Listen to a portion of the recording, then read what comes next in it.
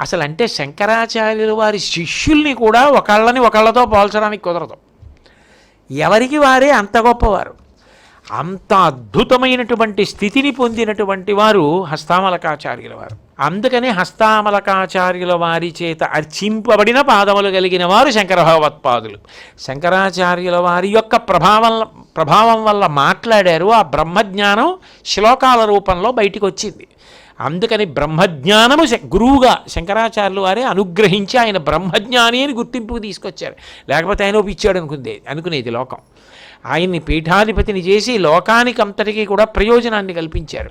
అందుకని హస్తామలకాచార్యుల వారికి బ్రహ్మజ్ఞాన ప్రదానము చేసిన వారు శంకరులు అని అన్వయం అక్కడ. శ్రీ నృసింహభక్తాయ నమః. శంకరాచార్యుల వారు నరసింహస్వామికి గొప్ప భక్తులు. ఇందులో విశేషం ఏమిటంటే శంకరాచార్యుల వారు నరసింహస్వామి భక్తులు అన్నప్పుడు ఆయన లోకానికి ఒక ఆదర్శం చూపించారు. శివకేశవుల మధ్య భేదం ఉండదు. ఉపాసనలో శివుడు వేరు విష్ణువు వేరు అన్న భావన జీవితమునందు రాకుండుగాక.